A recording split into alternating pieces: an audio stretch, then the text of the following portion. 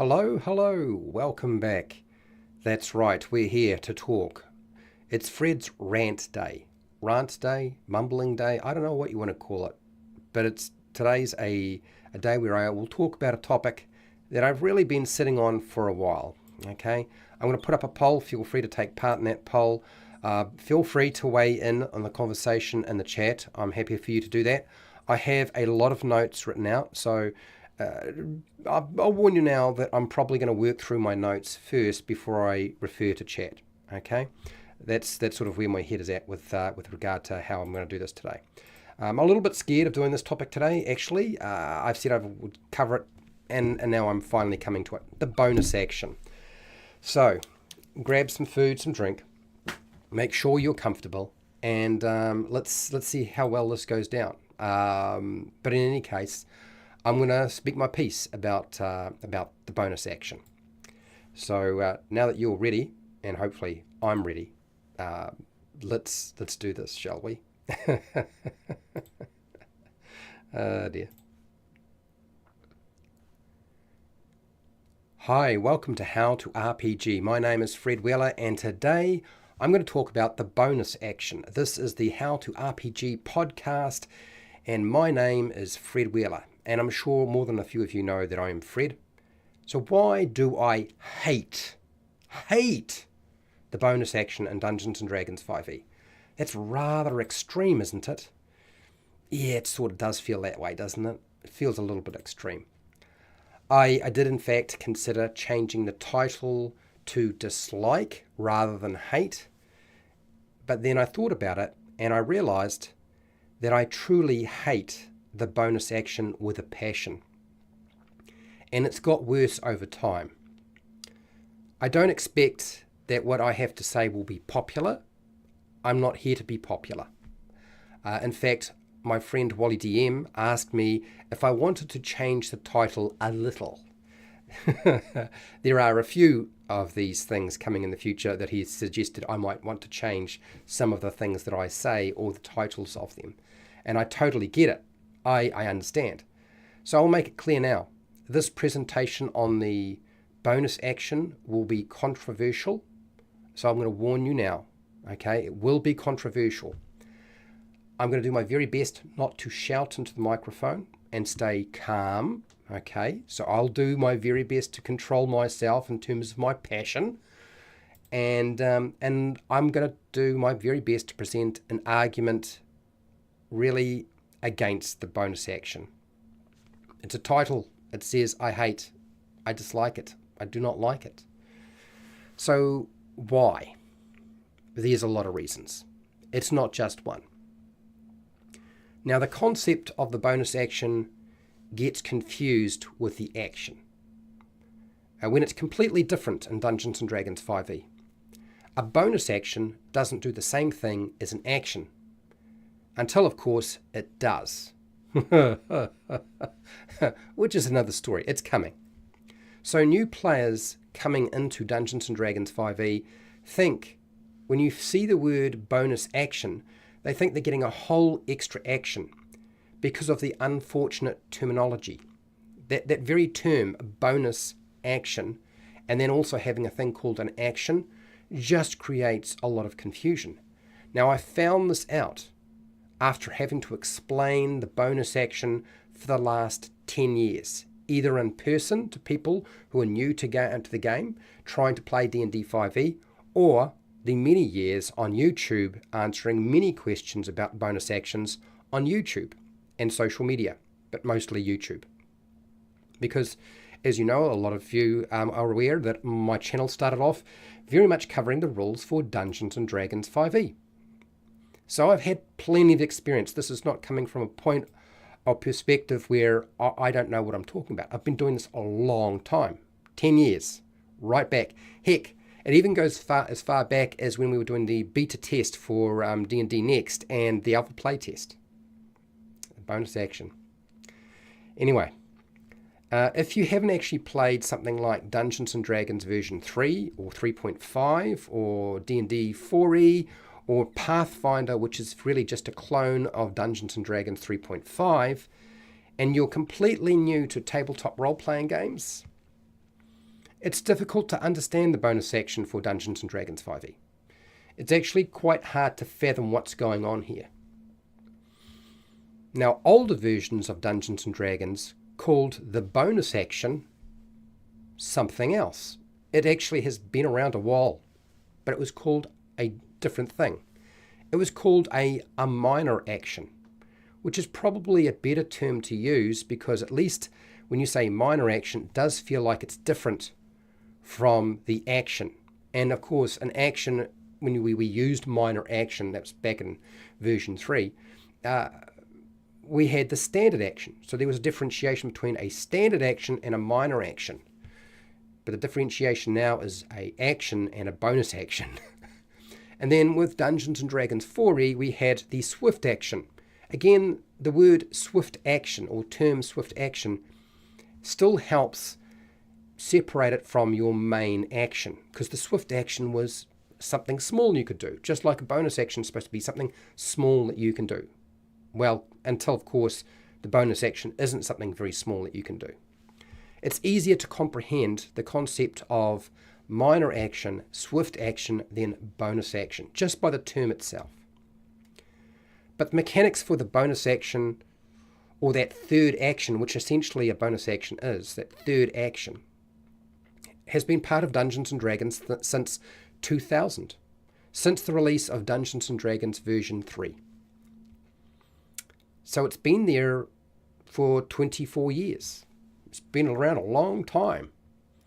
Bonus actions make Dungeons & Dragons 5e more complicated, in my opinion, and scare away a lot of people who would like to play a more user-friendly version of Dungeons & Dragons, the game itself.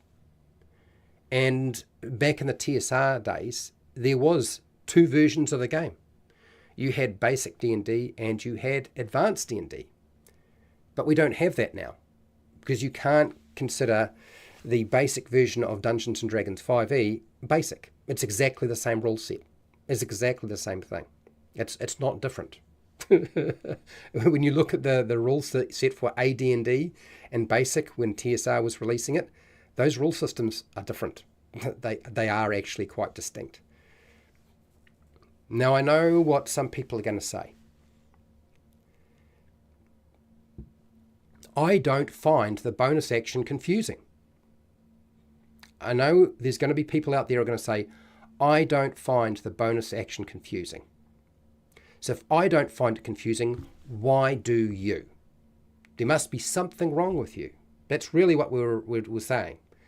If I don't find the bonus action confusing, why should you find it confusing? If people can't understand the bonus action, they shouldn't play Dungeons & Dragons 5e. This is another thing I've heard people say. If people can't understand the bonus action, they shouldn't play Dungeons & Dragons 5e. Please listen to yourself if you are a person who says this aloud to themselves, or even silently in their brain. I want you to really think about what you've just said and what it insinuates. I know this is going to be hard. Because guess what? It's not about you. It's really not about you. You might think it is. We all do. You know, the world revolves around ourselves. It's about getting new people into the game. It's about getting people to be able to onboard into the game. Because when you say that sort of stuff, what you're really saying is, I'm trying to gatekeep the game. Really. If you think deeply about what's going on there, it's about gatekeeping. Because if we make the game complex enough, we can keep the riffraff out. And I actually have friends who think this way, who are quite happy for Dungeons & Dragons, whether it be version 5 or anything, any version of the game. They would not want it to be popular. They want it to be that niche nerd game that nobody wants to play because it's too complicated for them to understand. That's not where I'm at. And I hate to say it, that's gatekeeping. Now you might be thinking, well, is gatekeeping a bad thing? Again, I want you to think about that really, really hard. About what you're doing. Are you thinking about yourself or are you thinking about other people? Okay, And when I said, when you make rules complicated and confusing, you scare people away from playing the game. I'm not wrong about that. I'm pretty sure I'm not wrong about that. Okay, so Mike Mearls, the lead designer of Dungeons & Dragons 5e. I know a few of you are going to say, no, Fred, Mike Mearls was not the lead designer of Dungeons & Dragons 5e. The lead designer of Dungeons & Dragons 5e, or D&D Next, which is what it was called before it became 5e, was Monty Cook. And that would be true, but Monty Cook didn't stay there the entire length of time, did he? And then I'm sure some of you are going to say, no, Fred, it's Jeremy Crawford. No, it wasn't. Mike Mearls was essentially the head of Wizards of the Coast. Back when they were doing the 2-year playtest of Dungeons & Dragons. For 2 years, they literally produced almost nothing, and they went from D&D 4e to 5e, and they spent 2 years playtesting. I was part of that. And Mike Mearls was really much the spearhead. He's the one who said we need to sit down to Jeremy and to Chris Perkins and said we need to play all the versions of the game. We need to figure out what makes D&D what people want to play. So they played every version of the game. So he wanted to remove the bonus action, Mike Mearls. Now he's gone now, okay? And the reasons behind that are unimportant. But the reality is he wanted to remove the bonus action. Why did Mike Mearls, the lead designer, the one who was responsible for including the bonus action, which was really a callback to the swift action and minor action of previous versions of D&D, why did he think that it was not needed? Was it just making the game too complicated? I suspect that's where his mind was going. Is the bonus action a barrier to entry? Another question to consider.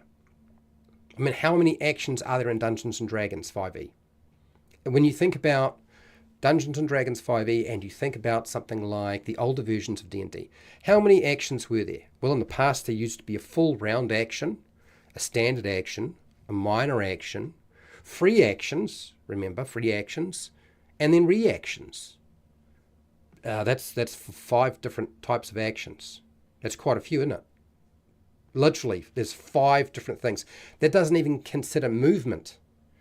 That would make 6. If you consider moving a type of action, but it's not called an action, it's just called movement, well, that would be 6 things that are going on in a turn. Well, now we have an action, a bonus action. We have an interaction, which is basically the old free action. We have a reaction. Well, that makes 4. And then we have movement. Well, that's 5 things. It's still really complicated. We might have got rid of some of it, like the full round action, but it's still really complicated. Anyway, I want you to think really hard about the fact that the lead designer, and he was the lead designer, is the one who thought the bonus action needed to go. Players selecting from different bonus actions that they can use slows down the game. I've always found this to be the case. Not because it's another thing they can do. I suppose you could say that's the case. Like if you have extra things you can do, it's going to slow down the game. Sure. But I think the real reason is because it was never obvious sometimes what you could do with your bonus action. Now, in the past, when we played 4E or version 3 of the game, a minor action or a swift action had things labeled and stipulated what you could do with those actions. With a bonus action, they are tied to very specific things, like classes and feats and races. So there's only really one thing that you can do as a bonus action in Dungeons & Dragons 5e. And I'll come to that, because that's a problem in itself. So people have to wait, I would say, far too long for their turn in combat, because they're waiting for people to use their bonus action, and quite often they take a reaction. Like the reaction is also a mechanic which I think, like the bonus action, has got huge problems. And that's along with all the standard things you can do, like move, an action, and an interaction. Okay? If you think about it, you're waiting for these things to take place as well. So that's an extra layer of complexity. I'm kind of repeating myself. I know what you're thinking. So bonus actions lets players do way too much. Now that we think, if you take away the bonus action, all you would have would be move and action.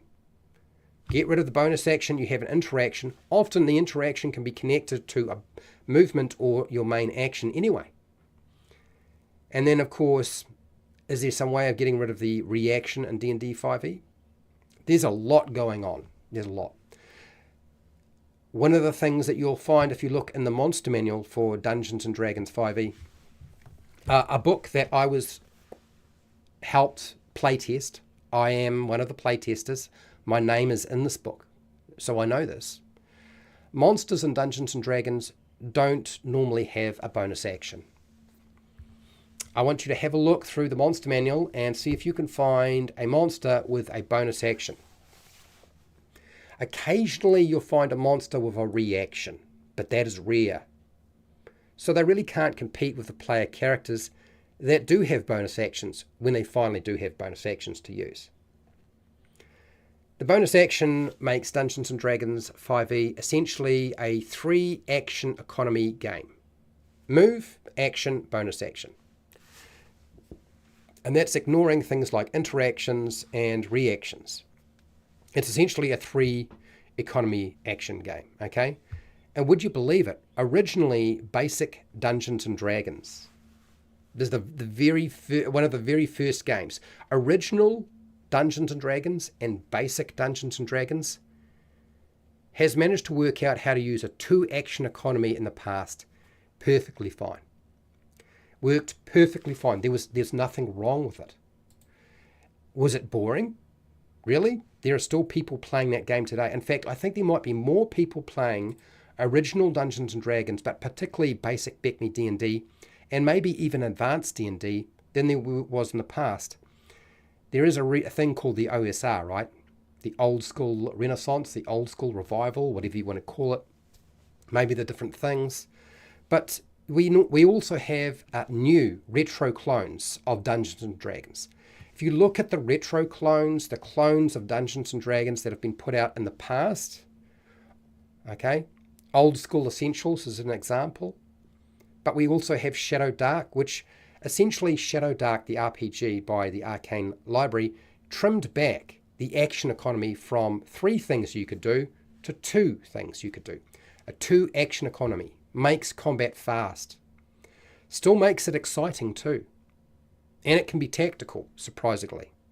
And yet they have eliminated many of the additional rules as well, not just the concept of a bonus action. You just get to move and you take your action, and really if you want to do anything free, it's not really an action, it's connected to the other stuff. That's it. So the game plays fast. Morkborg does this. There's lots of games out there that are going with a 2-action economy. Really strange, isn't it? That's a modern game. Is it popular as Dungeons & Dragons 5e? No. But it still works. I've played it. Felt fine to me. Bonus action features could have been built intrinsically into movement. So when you took a move, you could, if there was something that was really important as a feature that was tailored and talked about as you use a bonus action, could have been connected to movement in some way. It's just about how you word the rules. Or your main action, just the action in Dungeons & Dragons 5e, could have built in things that were bonus actions. In most cases, I know this because I've been doing it recently. And most game designers would probably be able to tell you that they could do it as well. Does that mean I'm a game designer? No. But I'm just a normal guy running a YouTube channel. And if I can do it, then a game designer can do it. Okay? So you can keep all the cool stuff that a bonus action would introduce into a Dungeons & Dragons 5e game. You can still keep that stuff in most cases. Maybe not absolutely everything, but you can keep most of that. You just connect it to movement and an action. When you take a movement, you can do this. When you take an action, you can do this. When you move, you can do this. It's as simple as that. It's really not difficult. Another concerning thing for me is, and this has been the case for a lot of different things, but bonus actions codify the game to such a high degree that a tabletop role-playing game, where essentially the idea of being able to do anything that you can think of, becomes more of a combat simulator, because the only reason to have the bonus action is for combat. So it's really a combat thing. So for me, bonus actions codify too much. It's good if you are a sort of person who's playing in a game, you're playing a character and you do not trust your game master and you insist that they always follow the rules to the letter. And I would say you have some real problems in your group if this is the way that you think. It's time to be a game master and see what it's like, and be a dungeon master and see how you feel about all of that. The bonus action's not the only problem in Dungeons & Dragons 5e that codifies way too much. That kind of takes the role play of a game and turns it into just, let's sit down and play a war game. And Dungeons & Dragons is not a war game. It is a response to not wanting to play war games anymore. Just because the creators of Dungeons & Dragons were tabletop wargamers does not mean that Dungeons & Dragons is a war game, okay? This happens with the action in Dungeons & Dragons 5e. There's way too many things that are codified for an action as well. Certainly a lot less than there was in the past. I agree, I grant you that's true. You know, if you look at version 3, version 4, there's less codification for actions. And of course, even in many respects, the bonus action, although that kind of changes once we start looking at how it works. Why does modern... So, let me just... There's a question to be asked, and that is, why does modern Dungeons & Dragons like Dungeons & Dragons 5e and Pathfinder have a 3-action economy? Do you know the answer? I'll tell you the answer. It's simple. The reason there is a 3-action economy in Dungeons & Dragons 5e and Pathfinder is because players like doing more on their turn. Players like to do more on their turn. It's quite obvious. It's quite clear. Does that mean you should do that? If you want to sell books, you do. Even if there are many negatives to doing so. Because when you give a player more things to do on their turn, it will slow down the game.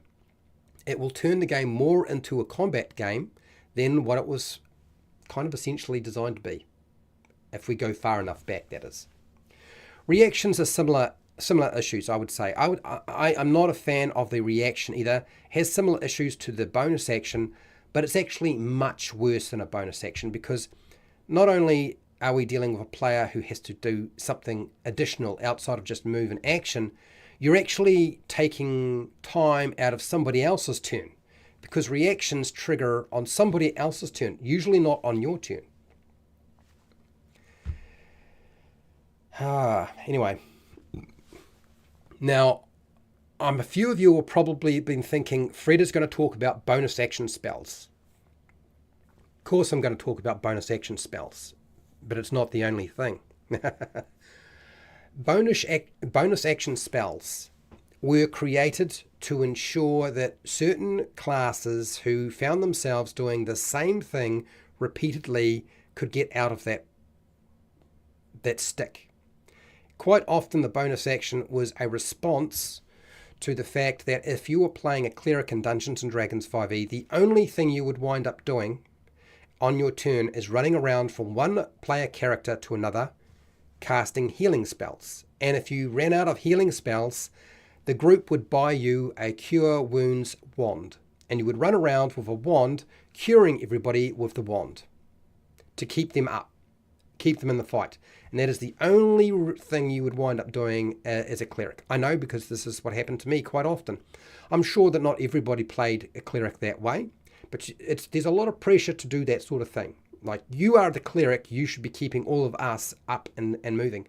So the bonus action spell was kind of like a response to that, because that's not a fun way to play the game. So bonus action spells compounded the problem of magic being overpowered, and it really was a terrible idea unless, of course, you are the player casting that bonus action spell. Because now you had an action you could do something else with. You could make an attack if you were a cleric. If you had a bonus action spell that you activated, you could go and cast another spell with your action. Not your bonus action, but your action. So you could cast 2 spells in the same turn, which is really cool, right? It's a lot of fun. Still a bit of a problem in that magic was already pretty powerful as it was. It didn't need any help. Then the balancing rule comes in. Think about this. Some spells are bonus actions and some spells aren't bonus actions, have different casting times. But then we needed to have a balancing rule. The designers came up with a balancing rule, and it stated that if you cast a bonus action spell on your turn and you wanted to use your action, that action to cast another spell had to be a cantrip. So you could cast your bonus action spell, Healing Word, Misty Step, but then your action, if you wanted to cast another spell, could not be Fireball, because that would be way too broken. No, it had to be a cantrip. This expanded the level of confusion for new people playing the game. And for a new person experiencing the idea of playing a game, it would have been easier for them to cope with. You can cast only one spell on your turn. Pick which one you want to use. And as long as you have a slot for it, you can cast it. And when you run out of slots, use your cantrips, because they're infinite. That would have been easier. This rule, in particular, has caused me so many problems explaining stuff to people over the years. It's resulted in me pulling out my hair. Look, I'm losing my hair. Okay? A lot of stress for me, a lot of stress for new players, a lot of stress for players in general. Then, of course, what comes along? The sorcerer class. The sorcerer class comes along with metamagic abilities. You now have Quickened Spell. Quickened Spell changes a spell from an action to a bonus action if you spend sorcery points. Oh my God. So before that, there were only set spells in the player's handbook that were listed as being bonus actions. And of course, set spells that were listed as being actions to cast. But now, my sorcerer can change that completely. Every spell that they can cast that is an action is potentially a bonus action spell. Greater confusion occurs. Because, of course, when people start doing this, if you're turning your spell from an action into a bonus action, you don't really want to use your action to cast a cantrip again. Like, you don't really want to do that. I mean, bonus action spells can be quite powerful, for sure. But they're definitely not as powerful as Fireball, Lightning Bolt, and various other spells. So, greater confusion. And, do you know, one of the things about the sorcerer class and its metamagic ability, Quickened Spell, is there's a lot of envy from people playing other classes that want access to metamagic Quickened Spell. So the only way to get it is to multi-class, because there's no feat to get it, which thank God there isn't, because that would just be a nightmare for frankly the game, if you ask me. Great for those of you who are trying to power game and maximize and minimize your minimize your penalties and maximize your potentials and your benefits. I play with power gamers, by the way, people, if you were wondering. So I'm used to this sort of stuff all the time. And they would never, none of them would disagree with anything I'm saying, by the way, if you were wondering. We one of the great things of playing with power gamers who like to min-max is once they've been min-maxers and played long enough, there's a point where they start to realize that there are certain things that are a bit much and they probably should be reined back, and they're all right with that. Maybe it took them a few. I mean, I play with a group who are quite they've been playing a long time. My group's been together for eight years at least, and they were playing D&D before that, so they've been playing the game a long time. Then we have that sorcerer class and that metamagic, which a huge problem if you ask me. Then let's compound that problem, and then the bonus action, if it applies to the fighter class and its action surge. What happens with the fighter class and its action surge? If you look at how an action surge works and how it's stated in the text, for years it caused confusion. The fighter class action surge turns a person's brain into mush. Why? Because the text says this: you get one additional action. Do you see how the word additional action feels so similar to a bonus action? Like, in terms of terminology, it's so similar. Then it says, and a possible bonus action. So you get one additional action. So you get two actions, and you already get a bonus action, but that last little bit on the end of the sentence, at the end of the paragraph, said a possible bonus action. And that caused confusion for years with my group and the groups that I ran in stores and all over the place. And online, it caused confusion because players were assuming, well, I get two actions and I get two bonus actions now, because that's what Action Surge does. Action Surge gives me an action and a bonus action. Do I get movement as well? Oh, God. Yeah. Do you see where this is going? Now, errata written corrected this confusion and the conclusions people were making about this. And that tidied it up. But does everybody actually read it? No, they don't. I can assure you they don't, because I've answered a lot of questions on the internet and YouTube for years about how the fighter's action surge operates with the bonus action. It's been like an ongoing thing. It's gotten less, thank God for that. I've become less popular as a channel, and now other newer channels are having to deal with answering those questions, which generally they don't answer those questions anyway because they've got better things to do with their time. Good for them. Well done. It's all right. Okay. Now, bonus action spells. If we look at the bonus action spells, they're way too powerful. Far too powerful when you think about what they can do. You still get your action, so you can still make an attack and you can cast a bonus action spell. What sort of spells can you use as a bonus action without being a sorcerer with Meta Magic and Quickened Spell? Well, anybody, as long as they have access to these spells and they're using their bonus action to cast that spell, can use Healing Word. Probably one of the strongest spells in the game. If you want to ensure that nobody's going to wind up dying, you wait till they go down, you cast Healing Word on them. The most efficient way to keep people in the fight. Cure wounds during a fight just ties you up. You only worry about it when they go down. This is what my home group does all the time. Nobody cares unless you go down to you fall over in 5e in my home group. You just suck it up. Just take the beating, okay? If you don't go down to 0 hit points, great. If you do, Healing Word. Misty Step lets you teleport 30 feet. 30 feet as a bonus action. So you can Misty Step 30 feet, then you could move. Then you could use your action to dash. So if you want to get out of a fight, Misty Step's the way to go. If you want to get out of a pickle because you've been grappled, Misty Step's the way to go. If you are eaten by something, Misty Step is the way to go. And you're swallowed and you're trying to get out. Misty Step solves so many problems. And that's a bonus action spell. Hex. Do I need to explain what Hex does? No, I don't. Spiritual Weapon. You essentially get another attack. You can make an attack, you can cast spells, but your spiritual weapon can make an attack for you. Cast it as a bonus action and it makes an attack.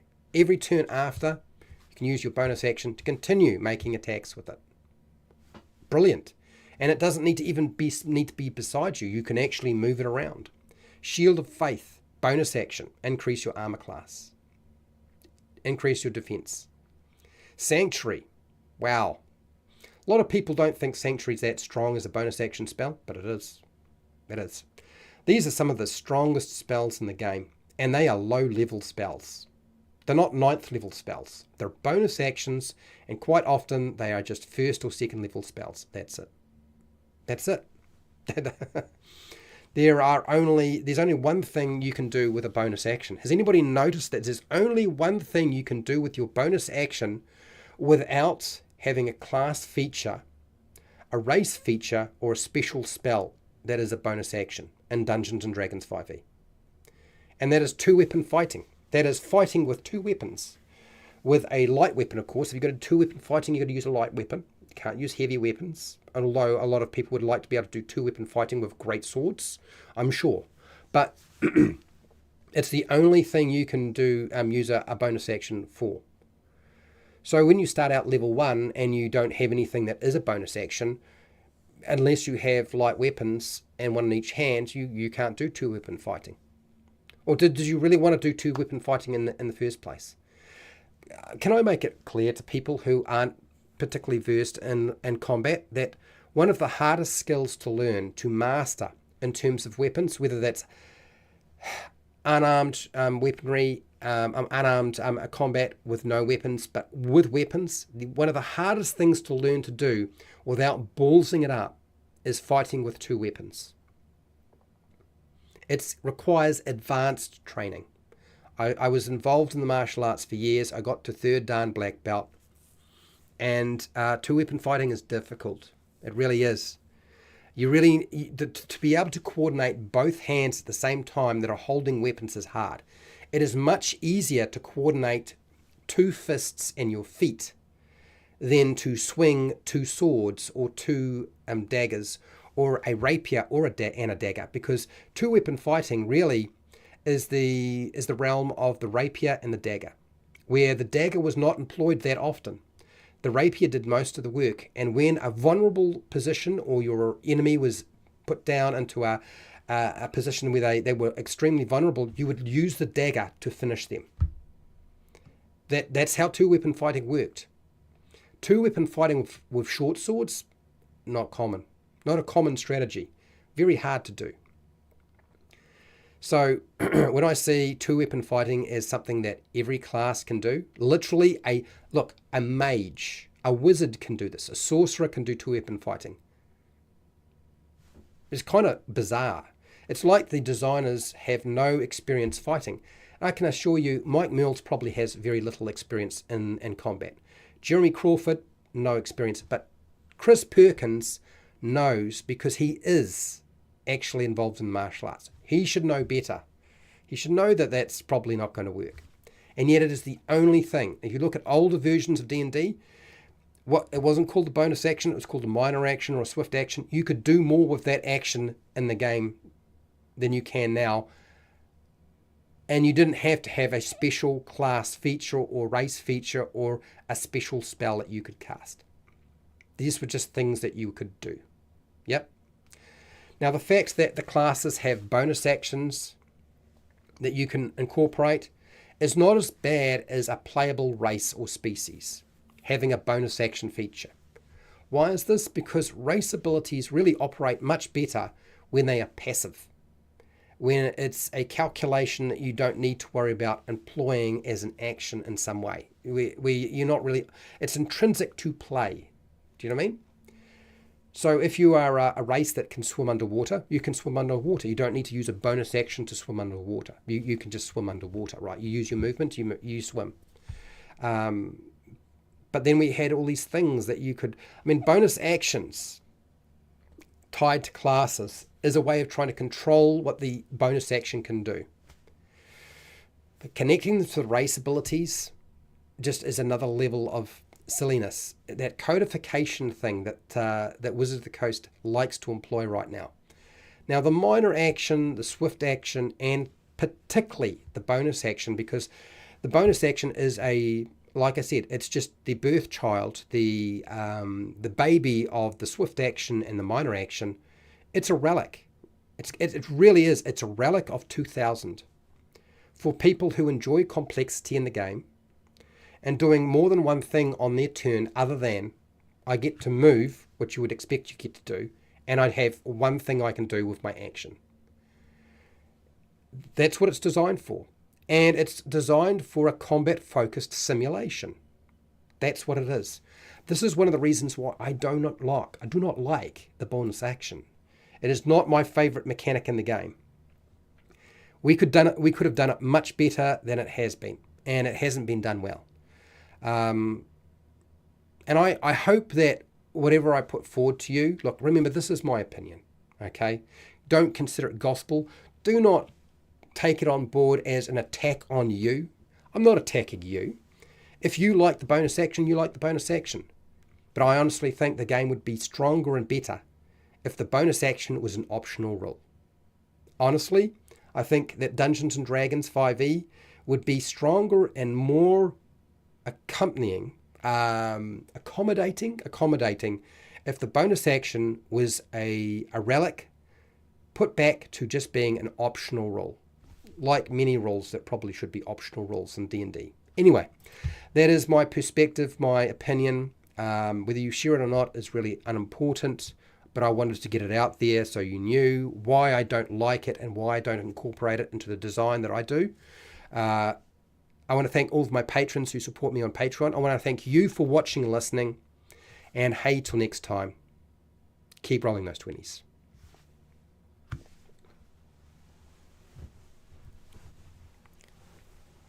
I'm not gone, but I am getting comfortable. Okay, it's time to go to chat.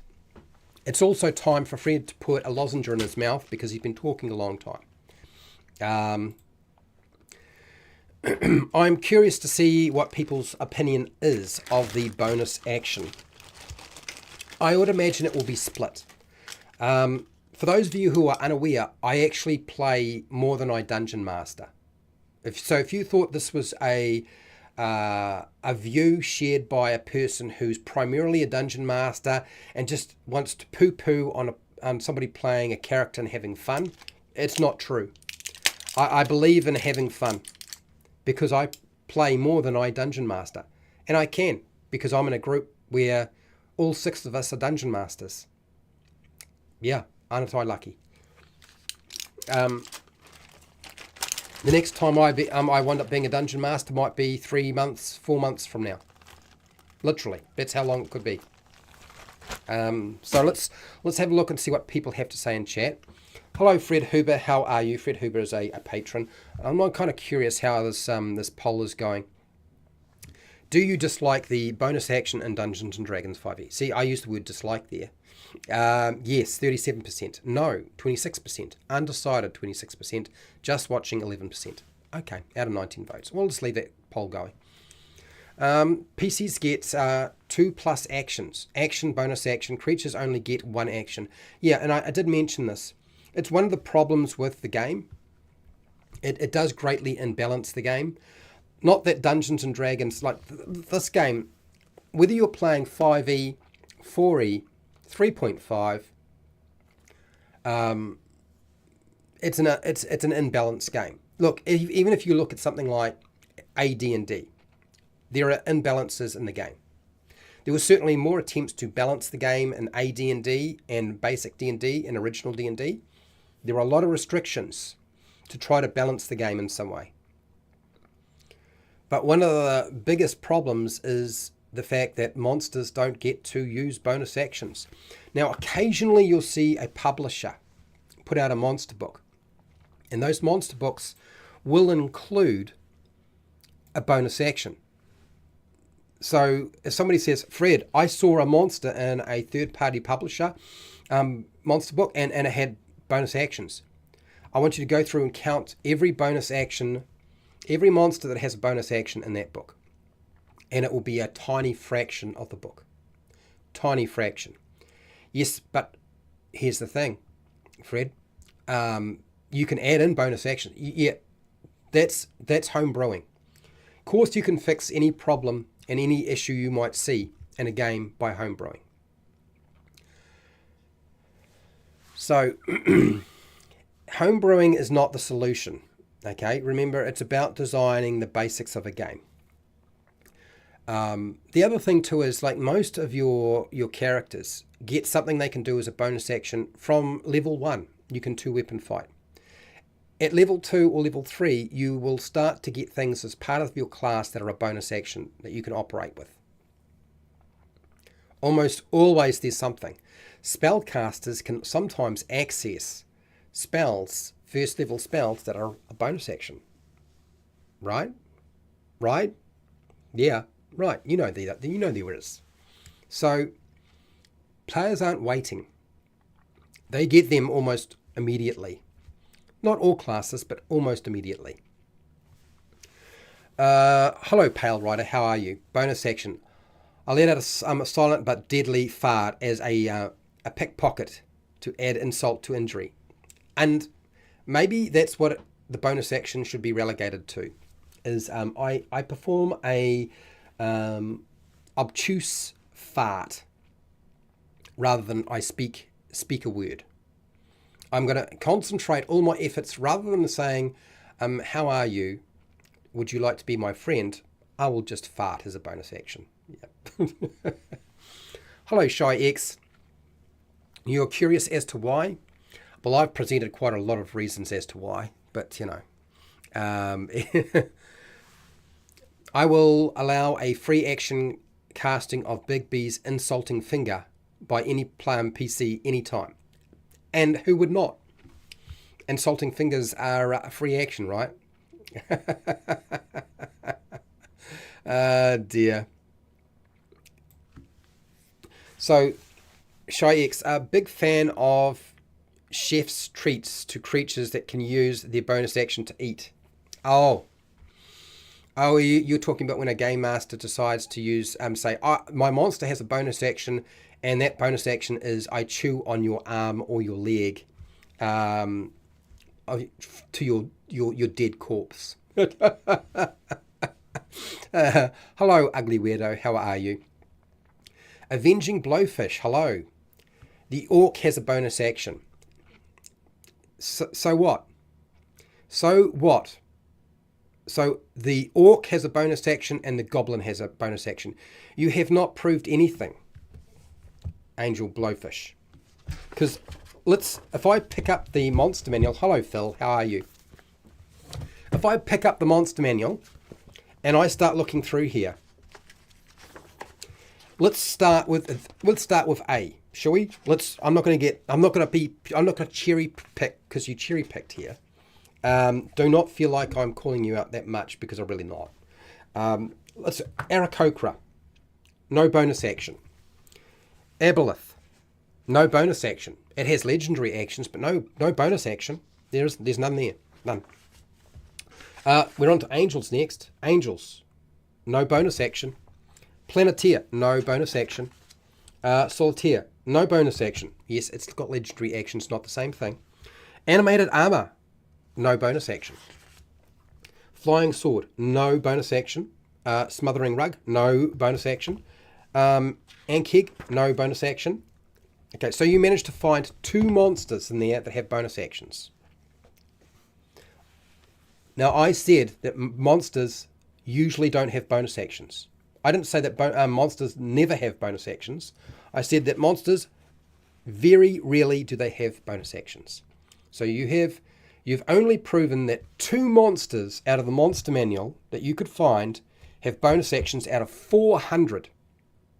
Thank you, Avenging Blowfish, for making my point. I do appreciate it. The permanent heal bot is why I play a death cleric that doesn't do healing. And you know, actually I've got a friend, Simon, when he plays a cleric, refuses to heal people unless they go down to 0 hit points.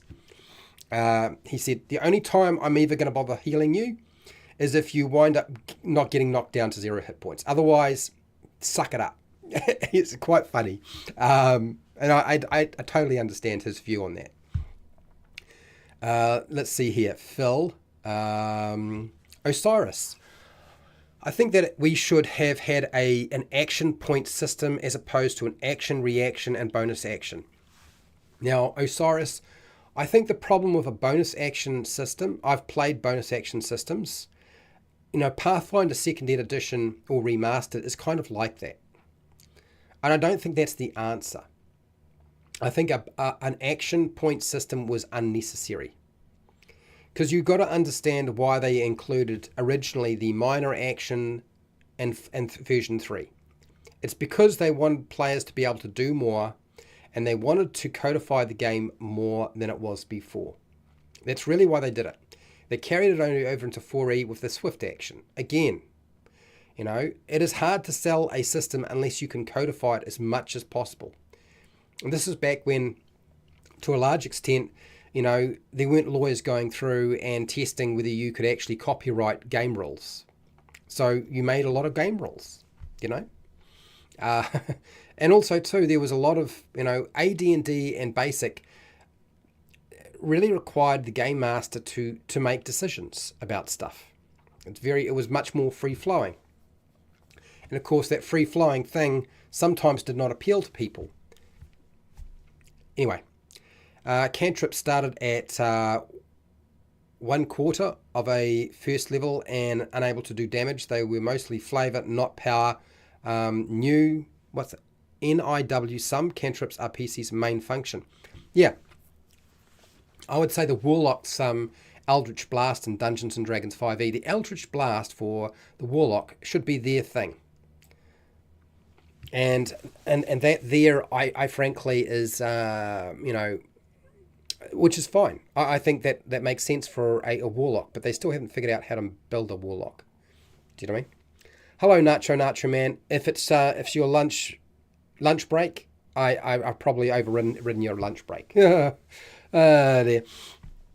Okay. Now, Osiris, you've got here. ShyX is just pointing out the 2-weapon fighting thing. I hate how all good stuff with bonus actions is either a subclass, feature, or a spell. That's what I dislike too. Everything that is good stuff is tied into a subclass quite often, or a spell. And you can sell, the reason for doing this is to sell new products that have bonus action spells in them. That's an appealing thing. But also subclasses. You can sell many more subclasses and splat books and other accessories or supplements that capitalize on the bonus action spell. On the bonus action, should I say. Not just the bonus action spell, but subclass features capitalize. It is deliberately done to sell stuff to you. If you're going to have bonus actions and they're really going to be a thing, then tie them to the actual classes that you're playing them with, if they're going to be connected to classes in any way. Do you know what I mean? I think it's unnecessary to do so myself, but I think we need to change the culture to have the game more centered on downtime activities. Well, people don't, like, there's lots of stuff on downtime, but people don't really understand downtime. The reason that people don't understand downtime is because, one, they're probably very new to the game. And the other problem is that a lot of Wizards of the Coast adventures are not structured to allow for downtime, really. They are like a running battle. They are the sort of thing I used to do when I was starting out as a game master, dungeon master for Dungeons & Dragons 5e. I would construct these adventures that had such strict time requirements that you had to run from one battle or one conflict or one challenge or one encounter to the next, because if you didn't, you would fail. That it didn't make sense that you would stop. No natural resting places existed. A lot of Wizards of the Coast adventures work this way. If you list an optional role that adds power to the PC, the players want the role to be used. That's true, but here's the thing. Optional rules should not be in here. This is the player's handbook. This is where all the basic rules should be. Optional rules should be in the Dungeon Master Guide. The Dungeon Master Guide is not what the players get. It is what the Dungeon Master decides to have incorporated into their game. So what is in here? All of the optional core rules that you could include. But feats should be in here. Multi-classing rules should be in here. Not in the player's handbook. Because you set it up. That means that if you're going to have bonus actions being an optional rule, it should be in here. But they put it here. And I think that too was a mistake, but probably quite deliberate too. Sorry people, my nose is getting a bit funny. Yeah, a lot of people do hand wave downtime activities, but and that's a shame. I really do think it is a shame. As a fighter, I don't like the bonus action since it gives more versatility to other classes. Yeah, a fighter using a bonus action doesn't compare to many of the other classes using bonus actions. I would agree, Osiris. You're quite right. It's very, very hard to make your bonus action pay the way when you're dealing with magic spells. Really, really difficult. I hate hand waving downtime because they just make the game a slower and worse MMO. So the thing with downtime is I think a lot of people I could talk about downtime another time, a different day. I don't think today's the day for me to talk about downtime. If people want me to talk about downtime, then you'll let me know in the chat, either in the comments section or in the live chat. Let me know if that's the sort of thing you want me to talk about, and I'll be quite happy to do that. I have a few topics that I would like to talk about. Exploration is one. Exploration is often viewed as the least important out of all of the pillars of D&D 5e, and yet it is probably the one that's used the most, but people just don't realize it. Anyway, Nacho Man, I only like bonus actions when it comes to monsters and my players have ruined my planned encounter. Fair enough. You reckon that zombies munching on a corpse should heal the zombies? Well, fair enough. But there's I mean, look, it's not in the monster manual, so you got to homebrew that baby. That ain't going to happen otherwise. You think the only way you should get healing back is necromantic healing spells, but there aren't really any, are there? So, Avenging Blowfish. Here's this is. Well, let's see what you have to say. I think it's implied that monsters are not limited to just their stat blocks. No, it's not implied. I'll tell you why, Avenging Blowfish. Again, I will remind you that my name is in this book. I was a playtester. I can assure you it is not implied at all in the stat block. Of course, you can always, as a game master, dungeon master, homebrew monsters and make changes. But when the standard monster does not include these sorts of things, it is not necessarily implied at all. And that they can do all the normal things that players can do, such as their bonus action for two-weapon fighting. Now, two-weapon fighting would be the only thing. Now, your point would be correct. Monsters, if you were to outfit them with different weapons from the stat block, could two-weapon fight. But that's it. That's it. Because remember, bonus actions are connected to player character, classes, and races. They are not connected in any way, okay, to the core rules outside of two-weapon fighting. That's the only thing.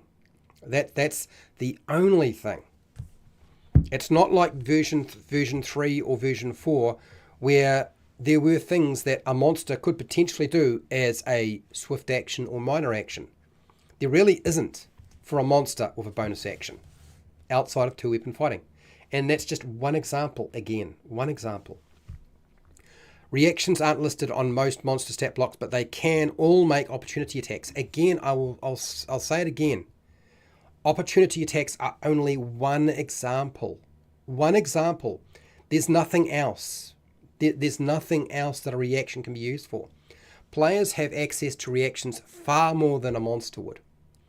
How? Class features. Spells. There are a lot of spells that are reactions. And they are some of the most powerful spells out there. Now you might say, yes, but monsters can be given spells. Some monsters have these spells.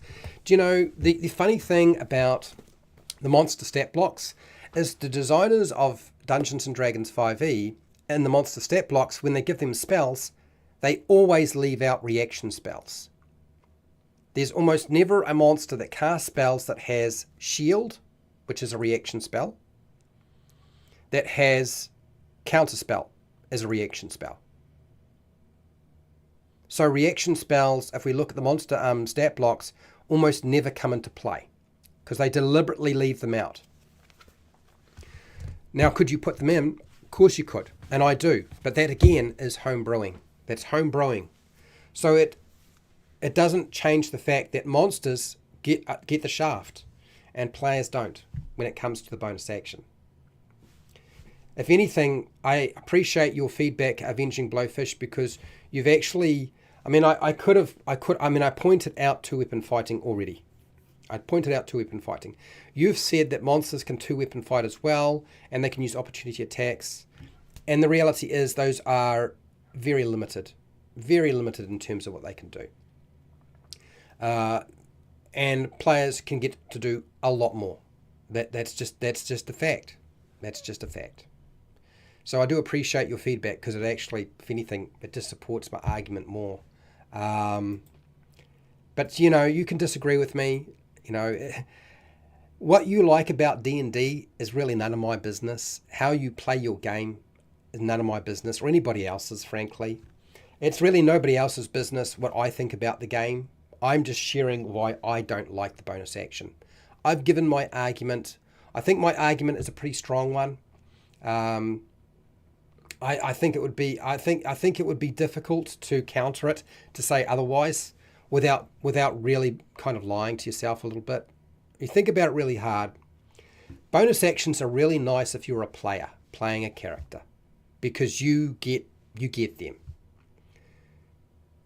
But they're not that great when you're dealing with a dungeon master having to deal with bonus actions. That they're not great. And they really do swing the game one way. And that's usually towards the player's side. And again, I'll reiterate that Dungeons & Dragons 5e and any version of D&D is not chess. You're not playing chess. But it does make it very difficult to run an interesting game when all the cards are handed to somebody else. And this is going to become more and more an issue when we see the 2024 release of D&D. It's going to be very much a problem. My entire campaign is downtime with side quests. Nacho Man, yes.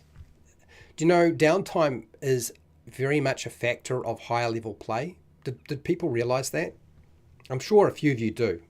That downtime activities are very much a factor of high level play.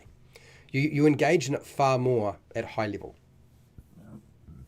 At low level, you're really sort of just finding your way in the world, blowing in the wind from one tavern to the next, crawling for one ale to the next.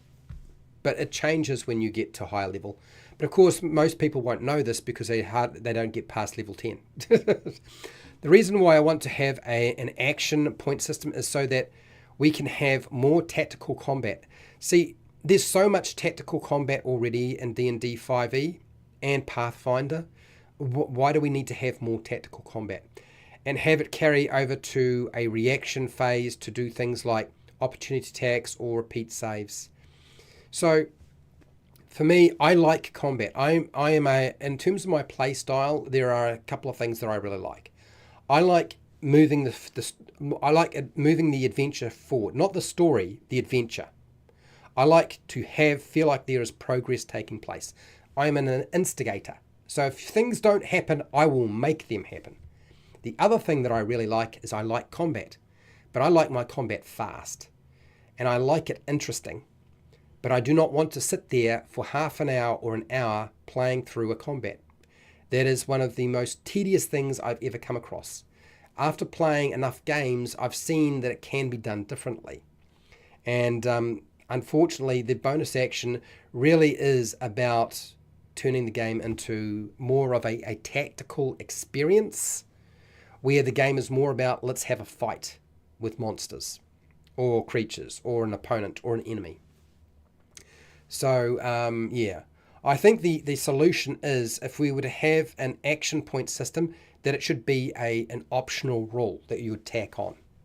It would be something you attach to. I mean, I've talked about this before. Do you know what I mean? Attach it as an optional rule, not as the staple, the core of your rule system. Fred Huber, can I give a roper 4 rapiers and thus tentacle attack with damage as well as bite every round? Yeah, the bonus action is the fart action. Hello, Derp. Derp is also a patron. How you doing? I missed most of this, but I'll probably watch the beginning when it ends. No problems, Derp. It's all good. I understand.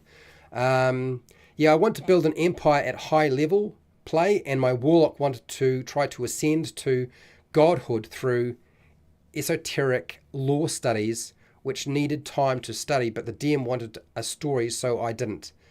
So Osiris, at some point, I'm going to sit down and I'm going to rebuild the Warlock and show you what I think the Warlock should look like for Dungeons & Dragons 5e. And what you're talking about, I've already got an idea for. I'll be interested to see how people react. If anything, part of my reason for not doing anything around the classes, remastering the classes, because I've still got to finish the sorcerer, and I've still got to do the bard, the warlock, the paladin, and the druid. Just four left to do, and I've got to do that. One of the things that I'll wind up doing is I will do that, but I'm going to wait to see what Wizards of the Coast does. I'm kind of curious as to what their final rendition is. They aren't apparently doing that many changes, so it'll be an interesting experience. Avenging Blowfish. I think the issue with 5e is that the guiding principles have always been unclear. Okay, so let's see what you have to say. Some monsters have bonus actions, some don't. Some follow the CR challenge rating system, some don't. That's true. It's all an inconsistent mess. So Avenging Blowfish and anybody here, when I was alpha playtesting this, the alpha playtesters, not the beta tests, not the public beta test, but the alpha playtesters, we were never given the challenge rating for the monsters. We never knew what the challenge rating was. We were just given a stat block, and then later the lore, and of course when it was published it came with pictures, right? So that was the only stuff we were given.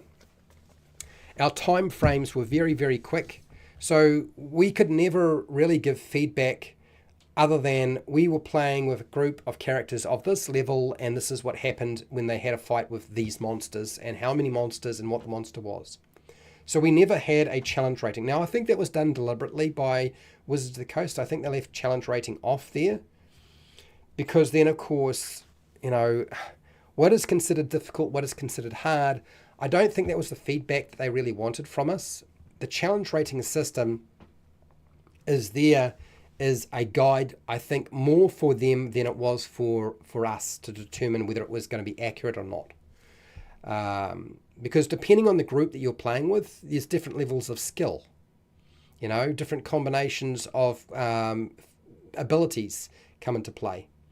So I would say yes, that the challenge rating system is different for all the monsters in the monster manual. And even new books, even the new stuff they put out. So you're absolutely right about that. And can I just say that Dungeons & Dragons 4e was an inconsistent mess as well. I played and Dungeon Mastered D&D 4e. It was an inconsistent mess. All the problems that exist in 5e existed in 4e. And all the problems in 3.5, because I also came across this as well, existed as well. Now, did those problems exist in the past? Quite possibly, but nobody put a rating on monsters. Now, to your point that the guiding principle was always unclear for Dungeons & Dragons 5e. What do you mean by that? I'm kind of curious as to what the guiding principles was, because I know what the guiding principle was for Dungeons and Dragons 5e. The guiding principle behind Dungeons and Dragons 5e is rulings, not rules. Yet there are a lot of rules in 5e. There are a lot of rules still in 5e. For those of you who think 5e is the simplest version of D&D, it is not. Basic D&D is the simplest system, and it has more inconsistent rules or varying rules within its system than 5e, but it's still simpler. I know this because I've played it. When you've played a game rather than read it, I've read all the different rule systems, and basic D&D is the simplest system I've ever come across that I've played. I haven't played original D&D, so maybe that would be different.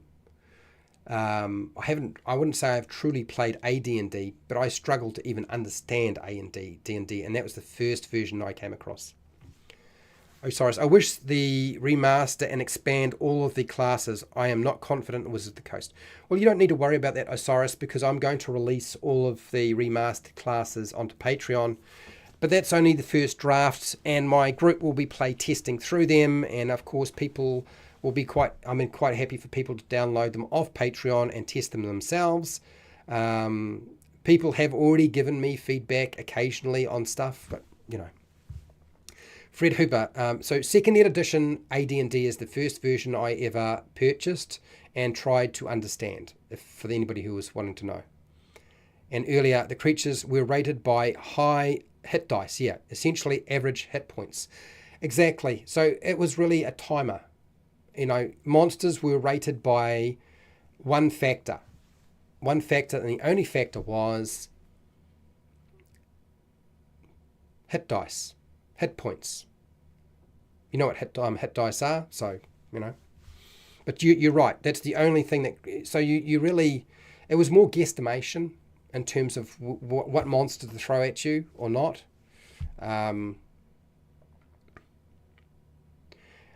Hey, me too, though I do drive-through RPG. Drive-through RPG? Okay. All right. I think drive-through RPG is probably one of my favourites to sort of look at in terms of a place to get stuff. Anyway, I'm going to finish here. I am working on some more projects that I will talk about in podcasts in the future. So I want to keep this going, this conversation. There are a couple of topics that I am looking at. I haven't been considering downtime, but I have been considering discussing things like, and you'll let me know if these things are interesting to you or not. I am at different levels of development with them. I want to talk about why Dungeons and Dragons combat is so slow.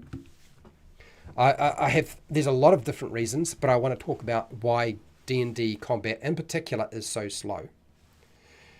I also want to talk about what the reality of that is, but because it's not as clear as you might think. Dungeon Master shortage. There's a reason why I put a poll up. Dungeon Master shortages. I want to talk about that one. I really want to talk about the exploration pillar, like exploration in a tabletop role-playing game. I want to talk around that, and I will in the future as well. That's certainly a topic that will be coming. I don't know when. It really will depend on how well I get my ideas together and how much people are interested in hearing about me talking about that. Maybe they just don't care, which is fine. It's all right. I understand. How did I start Dungeons and Dragons? How did I get my start in D&D and tabletop role-playing games? I'm happy to discuss like what it was for me. I also want to talk about why I dislike videos on problem players and problem dungeon masters. This one is going to probably percolate for a while because I'm going to probably annoy a lot of people. So I am going to take my time formulating my ideas around a topic like that. And also because I am not very subtle sometimes, I'm a little bit too aggro, or what's the word? Not so much aggro. My filter is not designed for social media very well sometimes. So I'm a bit too honest about my opinion. Now, whether it's the right opinion or the wrong opinion, or I'm not talking about that. But I think I'm going to have to be a bit more careful about how I structure a discussion around that, because there's a lot of people who make videos like that, and I know them. You know what I mean? Not all of them, and not necessarily in person or face to face. I am in New Zealand, so yeah. Beckme sort of had challenge rating by what monsters were included in the box set. Yeah, that's probably true. Yes, I would say, yeah. Fred Huber, the shortage that affects the game most now is lack of game shops that have room for running games. You're on a track that I had already started heading down. I used to run games in stores. I used to organise Dungeon Masters in stores as well. So that is certainly something that's going to come up for sure. I would be talking about that a lot. But also too, I mean, that sort of stuff, if you see the poll, it should be apparent from the poll I put up on Dungeon Master shortage that what we're talking about is probably more a regional thing. Do you know what I mean? It's more a regional issue rather than a global issue. And if it's your region that's affected, then it feels like it's a big problem. And if it's not your region of the world, then it's not that big a problem. Anyway, I've talked about the bonus action today. And that's it. That's all I had to say. I don't think I need to say anything more. So I'm going to finish. Thank you for hanging out with me, listening and watching. I do appreciate it. I want to thank everybody who took part in the poll. It's very interesting to see people's response. I think everybody's going to have a different view of how it is, because everybody wants something different from Dungeons & Dragons 5e or D&D full stop. And that's perfectly fine. That's why there are multiple versions of the game you can go and play. It is why I talk about all those versions as much as I can, and demonstrate them too when I can too. That'll happen a lot more. Just give me time. But anyway, and other tabletop role-playing games. I want to thank all of my patrons who support me on Patreon. And I really do appreciate you doing so, because it makes a huge difference. It's really hard to survive on YouTube nowadays. I've found it much more difficult, and I work probably harder than I've ever worked before on YouTube. And yeah, it just doesn't seem, but with Patreon, you guys really do make a big difference. So I appreciate that. I want to thank everybody in chat. Okay. Everybody who's been here and putting forward their ideas, whether I agreed with you or disagreed with you, it is really unimportant. Remember, your opinion is your opinion, and my opinion is my opinion. And I am simply sharing my opinion in a live stream video, and that is it. So Osiris, thank you so much for hanging out with us and sharing your ideas. Fred Huber, thank you. Pale Rider, thank you for being here, as you often are. Fred Huber is a patron, by the way. I want to thank Avenging Blowfish, specifically Avenging Blowfish, who pointed out a couple of things that maybe I did not discuss and did not highlight in detail that much. But I do appreciate your viewpoints, and you were really trying to pull the topic out as much as possible, and I do appreciate that. Derp, also a patron, thank you for hanging out with us. Huge thank you to Nacho Man, also a patron, thank you for jumping in today. And if I've missed anybody, and I hope Shy X, hello Shy X, thank you for hanging out with us. Phil Cooney, thank you. Ugly Weirdo, of course, can't forget Ugly Weirdo. I said Pale Rider already. Oh, Dark Winter. Had assumed that I was going to be talking about just bonus action spells, but there was a lot more today. So huge thank you to everybody who took part. I really do appreciate it. Please come back next week, same day, same time, same back channel, and listen to whatever bollocks I've decided to talk about yet again. Anyway, wherever you are in the world, whether it be the morning, the afternoon, or the night, please look after yourself, your family, and your friends. Be nice to your neighbours. Until next time, keep rolling those 20s.